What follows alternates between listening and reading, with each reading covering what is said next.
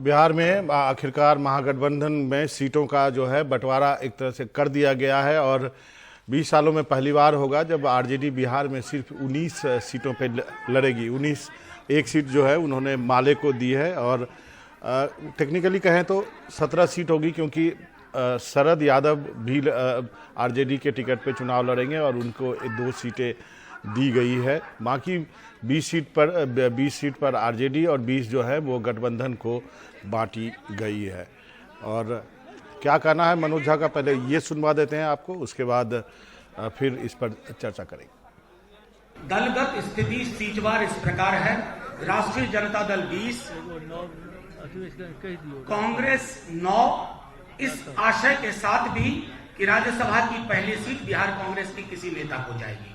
रालोसपा 5, हम 3, वीआईपी 3 और माले को 1 सीट राजद कोटे से। और हमारे साथ 2 मेहमान हैं, पवन खेरा जी हैं कांग्रेस से, बीजेपी से भास्कर घोष जी हैं। सर, सबसे पहले आपसे जानना चाहूँगा, जो है बीजेपी अपने उम्मीदवार तय करके बैठी है, उसकी घोषणा क्यों नहीं हो रही, क्या वजह है उसकी? देखिए, पहले बात तो बीजेपी का घोषणा का कई स्टेप्स होते हैं, कई पद्धति होते हैं। पहले ये राज्य से जाता है और राज्य के बाद सेंट्रल जो अमित शाह के नेतृत्व में जो सेंट्रल कमेटी है उसमें डिस्कशन होता है, वो फिर पार्लियामेंट्री बोर्ड में जाते हैं। लास्ट 3-4 दिन से आप लोग देखे होंगे कि एक एक राज्य को बहुत बारीकी से सीट बाय सीट एनालिसिस करके 360 डिग्री एनालिसिस करके चारों तरफ का सिचुएशन देख के फिर निर्णय लिया जाता है। ऑलमोस्ट ओवरनाइट काम हो रहा है। तो उसके दौरान अब बंगाल तक कल ऐलान हो चुका है, उड़ीसा तक ऐलान हो चुका है। अब बिहार में हमारा जो 17 सीट है वो भी हमारे साथ जो गठबंधन है उसके हिसाब से किया जा रहा है, और ताकि ये पुख्ता एक अच्छे नतीजे निकलने के लिए एक पुख्ता सीट को तय कर। पवन जी, सबसे पहले तो बिहार पे बात करेंगे। सबसे पहले जो आज एक जाते जाते जो खबर आई कि आज कांग्रेस छोड़ के जितिन जाएंगे बीजेपी में, ये क्या था? मतलब ये बात कहाँ से उड़ी है? ये तो आप अपने मीडिया के साथियों से पूछिए कहाँ से उड़ी। अब इसका जवाब तो मैं दे सकूं तो भी नहीं दे सकता क्योंकि हमारे ही साथी हैं जो उड़ा देते हैं ऐसी बातें। बहरहाल, अभी हमारे मित्र कह रहे थे बीजेपी की एक प्रक्रिया है, टिकट कैसे अनाउंस करते हैं। असली बात यह है कि बीजेपी इंतजार करती है कि कहीं कांग्रेस से कोई तोड़ सकें तो तोड़ लें, किसी और पार्टी से तोड़ सकें तो तोड़ लें। अपने वर्कर्स का सम्मान ये लोग नहीं कर पा रहे। हर पार्टी में तोड़फोड़ मचाकर कोशिश करते हैं कि उनको ले लें, फिर जिनको लेते हैं वो दूध से नहा लेते हैं, गंगा से नहा लेते हैं। मैं बीच में नहीं बोला आपके, कृपया प्लीज। 13 करोड़ आपके सदस्य हैं। चलिए आप ही की बात को आगे बढ़ाते हैं। 13 करोड़ सदस्य हैं, मिस्ड कॉल पार्टी है, रॉन्ग नंबर पार्टी है, हमें नहीं समझ में आता। अगर 13 करोड़ सदस्य हैं तो कर्नाटक कैसे हार गए, राजस्थान कैसे हार गए, मध्य प्रदेश कैसे हार गए? एक तो ऐसा राज्य है जहां आपके 2 करोड़ वर्कर हैं और वोट आपको मिला 1 करोड़। तो वो थोड़ा समझ लीजिए, अपनी पार्टी को दुरुस्त करिए। अभी 5 साल आपको बहुत मौका मिलेगा उसको ठीक करने का, कर लीजिएगा जी। आपका सदस्य संख्या और आपके पास उम्मीदवार है कि नहीं वो अलग चीज है। आज मध्य प्रदेश कर्नाटक में जो हार हुई है उसमें हमारा वोट परसेंटेज जो आप देखिएगा, वोट परसेंटेज कर्नाटक में बहुत बड़े हैं और मध्य प्रदेश में ऑलमोस्ट इंटैक्ट हैं। और हमारे आज के दिन में भी जिस तरह से बाहर से लोगों को हम लोग इन्वाइट कर रहे हैं, जो भाजपा के जो धारा है, जो हमारे प्रिंसिपल्स है उसको मानने के लिए तैयार है, वो आ रहे हैं, तो हम इसको रोक नहीं सकते। तो गौतम गंभीर न्यू दिल्ली से चुनाव लड़ेंगे, इसका मतलब आज गौतम गंभीर आज ही ज्वाइन किए हैं और ये हो भी सकता है, अभी तक पुष्टिकरण नहीं हुआ है, अभी तक उनके लिस्ट नहीं बने हैं कि दिल्ली से चुनाव लड़ने का उनका। पवन जी, अब जो बिहार में गठबंधन हुआ है, 9 सीटें दी गई है, तो क्या बात तो 12 सीटों की हो रही थी, तो 9 आपको लगता है सम्मानजनक सीटें हैं और महागठबंधन जो है एक तरह से फाइट देने के लिए तैयार दिख रहा है? मनोरंजन जी, जहां देश की आत्मा के लिए आप लड़ रहे हो वहां सम्मान, अहंकार, ईगो मुझे नहीं लगता सामने आने चाहिए। कांग्रेस ने हमेशा जब राष्ट्र के प्रश्न उठते हैं, कांग्रेस ने बड़ा दिल दिखाया है। कर्नाटक में दिखाया, बिहार में दिखाया और भी कई राज्यों में। इतिहास है कांग्रेस का कि हमेशा सर्वोपरि उन्होंने राष्ट्रीय मुद्दों को माना। राष्ट्र के सामने जो मुद्दे आज खड़े हैं, कितनी सीटें किसको मिली, मुझे नहीं लगता कि वो प्रश्न कुछ ज्यादा महत्व रखते हैं। सर, मैं यहाँ पे एक बात टोकना चाहता हूं। एक जमाना ये था कि लोग कांग्रेस के साथ जुड़ते हैं। आज कांग्रेस अपना जो क्षेत्रीय पार्टी है उनके साथ जुड़ रहे हैं। अब बंगाल में देखिए, बंगाल कांग्रेस सीपीएम के साथ जोड़ने के लिए कितनी मशक्कत किया उन्होंने, आखिर में ये गठबंधन नहीं हुआ। तो ये जो गठबंधन ये कह रहे हैं ये अपॉर्चुनिस्टिक अलायंस हैं। आज बिहार में देखिए कांग्रेस 9 सीट, आरजेडी 20 सीट्स। आज एक राष्ट्रीय दल होने के नाते वो 9 सीट में वो सिमट गए हैं। आज यूपी में देखिए, यूपी में कांग्रेस के साथ गठबंधन करने के लिए कोई तैयारी है नहीं। तो अपने आप को राष्ट्र का सबसे पुराना दल कहते हुआ एक पार्टी, जिनके साथ राष्ट्रीय जो क्षेत्रीय दल है वो भी अपना दबदबा बना के रख दिए हैं, और कांग्रेस इस विष को हजम करने के लिए मजबूर हो गए, क्योंकि आज कांग्रेस के सामने सबसे बड़ा चैलेंज है, सबसे बड़ा चैलेंज है, सबसे बड़ा चैलेंज है बिहार में अपना अस्तित्व। अभी इन्हें 17 सीटें मिली। आज और एक सेकंड, अब आपका हो गया, मैं एंकर की परमिशन से बोल रहा हूं, नहीं हो गया, एंकर की परमिशन से बोल रहा हूं। नोट खत्म। अगर इनके पास ईडी और सीबीआई और इनकम टैक्स नहीं होता तो बिहार में इनको 17 क्या 7 नहीं देते नीतीश बाबू। मत भूलिए, आपका गठबंधन ईडी सीबीआई इनकम टैक्स के साथ एक ही गठबंधन अब हो गया। आपने बहुत लंबा बोला साहब, आप सत्ताधीश हैं, लेकिन कुछ समय तो हमें भी बोलने दीजिए ना। अगर आपका गठबंधन ईडी सीबीआई और इनकम टैक्स के साथ नहीं होता तो नीतीश बाबू के आपको 17 देते, 7 नहीं देते। आप हमारी बात कर रहे हैं 543 सीटों पर आज आप घोषणा कर दीजिए कि आप अकेले लड़ेंगे पूरे हिंदुस्तान में। खेरा जी, अभी मेरी बात समाप्त नहीं हुई, माफ कीजिएगा। 543 सीटों पर नरेंद्र मोदी जी अपने बल पर लड़ेंगे, ये बोलने की हिम्मत दिखाइए, हम भी मान जाएंगे आपकी हिम्मत। मोदी वर्सेस ऑल कहते हो आप, 42 पार्टनर अपने, तो ये कहां से मोदी वर्सेस ऑल हो गया? मोदी जी अकेले तो निकलते ही नहीं है चुनावी मैदान में। शिवसेना के सामने नाक रगड़नी पड़ गई मोदी जी के अमित शाह को, जो आपके चाणक्य हैं। तो ऐसा नहीं है, अहंकार के घोड़े से उतर जाइए। अब आप वोटर के सामने आ जाइए। जी। पहले बात है, आप नीतीश कुमार की बात करते हैं, आप मत भूलिए 10 साल नीतीश कुमार हमारे साथ सत्ता में रहे हैं, और उसके बाद ये महागठबंधन जो वो, लेकिन ये भी तो सच्चाई है कि सर आपके सामने से थाली भी छीन ली थी, ये भी वही हम कह रहे हैं, भूल नहीं सकते। नहीं, वही हम कह रहे हैं, अगर वो थाली छीन ली थी तो फिर थाली वापस क्यों दिए? क्यों? जब तक ना लालू के साथ आप रहते हैं तब तक आपको पता नहीं चलता है कि विष कैसे पिया जाता है और विष को कैसे हजम किया जाता है।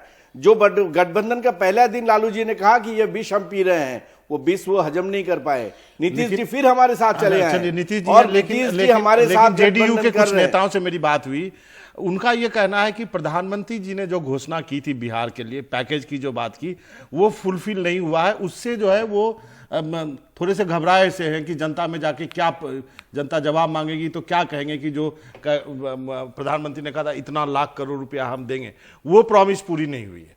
आज आप आंकड़े में जाइए तो बिहार के लिए हमने जो पैकेज डिक्लेयर की है लास्ट बजट में, और इस बजट में जो इंटरिम हमने डिक्लेयर की है, वो आज तक का बिहार में जितना भी पार्टी राज की है उससे सबसे ज्यादा है। हाँ, इम्प्लीमेंटेशन के बाद वो नीच तक पहुंचने में जो टाइम लगता है वो लगेगा, लेकिन हमारे जो एलोकेशन फॉर बिहार जो है वो आज दिन के सबसे ज्यादा है। लेकिन वो मेरा बात नहीं है, बात यह है कि आज राष्ट्रीय स्तर पे जो राजनीतिक समीकरण हो रहा है, उस समीकरण का आप देखो कि आज भाजपा के साथ पवन खेरा साहब ने बोल रहे थे कि आज घुटने टेकना पड़ा शिवसेना के सामने। आज शिवसेना के सामने हम अगर घुटने, पहले तो हमने ऐलान किया था अकेले लड़ेंगे, आज शिवसेना हमारे साथ बैठने के लिए राजी हो गया, तो हम हमारा कॉमन मिनिमम प्रोग्राम, यही फर्क है कांग्रेस के साथ भाजपा की, हम हमारा कॉमन मिनिमम प्रोग्राम के ऊपर चलते हैं, सीट बंटवारा उसके ऊपर नहीं होते। पवन जी, जो आपने कहा कि बिहार में एक सम्मानजनक, आपने बोला सीट जो है मायने नहीं रखती है, तो इस चुनाव में क्या मायने रख रहा है? आप तो सबसे लोएस्ट पे है, क्या 44 से तो बढ़ेंगे ही, घट तो कितना घटेंगे? तो आपको लगता है कि अपवाद वाली सरकार, बिल्कुल भारतीय जनता पार्टी मुक्त भारत होने वाला है। भारतीय राजनीति में भारतीय जनता पार्टी का जरूर रहेगा। ये आपकी देखिए, यहाँ कम से कम बीच में मत बोली, मैं भी चुप रहा था।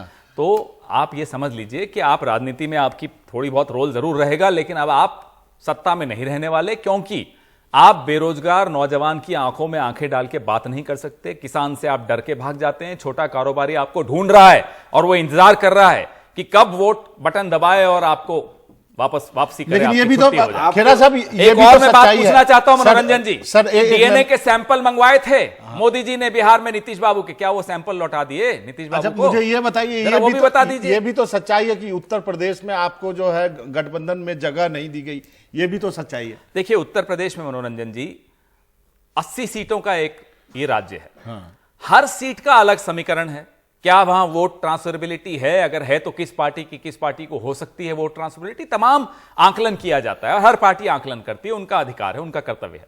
तो उत्तर प्रदेश में जहां उन्होंने हमारे लिए कुछ सीटें छोड़ी, हम कुछ सीटों पे बहुत ही अच्छी तरह से लड़ रहे हैं, कुछ पे हम लड़ने में शायद इतने नहीं होंगे सक्षम, लेकिन कोशिश ये पूरी तरह से कर रहे हैं हम। आप मत भूलिएगा 2009 में 22 सीटें हम लोग जीते थे। आज से सिर्फ 9 साल पुरानी बात है। 2014 को पैमाना मत मानिए, 2014 एक एबनॉर्मल इलेक्शन था जिसमें न सपा रही, न बसपा रही, न कांग्रेस रही। विनम्रता से मैं कहता हूं 2000 जब विधानसभा इलेक्शन हुआ, लोकसभा इलेक्शन हुए, तो तब आप सारे दुनिया कह रहे थे कि आज यूपी में भाजपा पत्ता साफ हो जाएगा।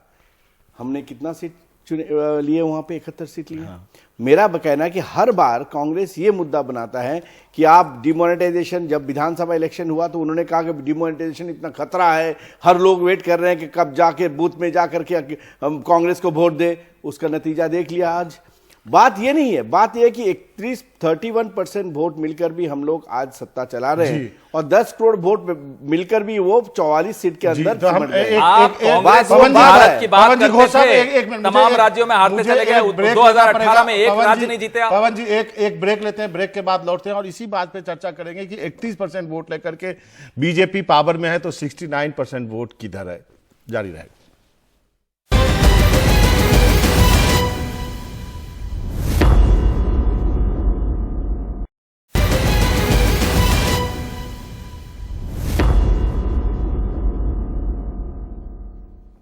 तो हम चर्चा कर रहे हैं, बिहार से शुरुआत करी थी, लेकिन जब ब्रेक में जाने के पहले पवन जी जो इन्होंने कहा कि 31% लेकर के रूल कर रहे हैं, तो 69% इतना बिखरा हुआ क्यों है? आपको लगता है कि कोई एक नेशनल लेवल पे अलायंस होता तो आप कुछ टक्कर दे सकते थे बीजेपी को? देखिए, इनका भी अलायंस है। जैसा कि मैंने कहा, ये बार बार कहना महामिलावट, वन वर्सेस ऑल, ये तो पथभ्रष्ट कर रहे हैं ना, एक तरह से लोगों को गलत बयानी कर रहे हैं। आपका भी गठबंधन है, हमारा भी गठबंधन है, और एक तीसरा अलग है जो ना आपकी तरफ है ना हमारी तरफ है। लेकिन जब सरकार बनने की बात आएगी तो वो आपकी तरफ तो नहीं आएंगे, क्योंकि आपकी गतिविधियां ऐसी रही हैं। आपने 5 साल में जितना गंवा लिया अपना नाम, और आज तो हमने देखा येदियुरप्पा जी ने 1800 करोड़ आप लोगों को दे दिए। हमें एक बात आप बता दीजिए, आप तो बड़े ज्ञानी हैं घोष साहब, अडवाणी जी को सिर्फ 50 करोड़ क्यों दिए? तो बड़ा अपमान किया ना आपने अडवाणी जी का, यहां भी अपमान कर दिया।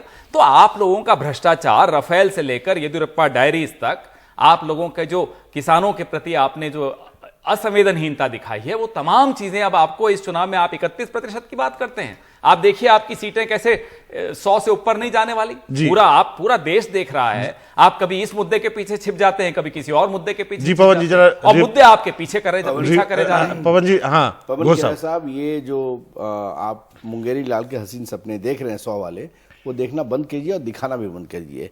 आप अडवाणी जी की बात कर रहे हैं। अडवाणी जी इस उम्र में आकर के फिर एक हम लोग निर्णय लिया, लेकिन सम्मान सहित। आप जितेंद्र प्रसाद जैसे लोग, जो राहुल जी का सबसे क्लोज हेड है, वो छोड़ के चले जा रहे हैं, उसको आप रोक नहीं पा रहे हैं। कहां गए भाई? कहां झूठ बोले जा रहे हो टीवी पर? आज कौन गया छोड़कर? प्रसाद ने रिप्लाई भी नहीं किए, कर दिया जवाब, देख लीजिए, थोड़ा होमवर्क करके आया जी। जितेंद्र प्रसाद आ रहे हैं क्या? हाँ, मैं कह रहा हूँ कि उसको आप रख नहीं पा रहे हैं। मैं आ रहा हूँ तो जब आएंगे तब बोलेंगे, रख नहीं पा रहे, इतना तक तो बोल सकते हैं। हाँ, ठीक है। आज देखिए, फिर भी और एक बहुत बारीक चीज, आज जो गठबंधन हुआ उसमें सारे लोग मौजूद थे, इंक्लूडिंग कांग्रेस रिप्रेजेंटेटिव, लेकिन 3 टॉप लीडर उसमें नहीं थे। तेजस्वी यादव नहीं थे, जितेंद्र राम मांझी नहीं थे, और एक लीडर नहीं थे।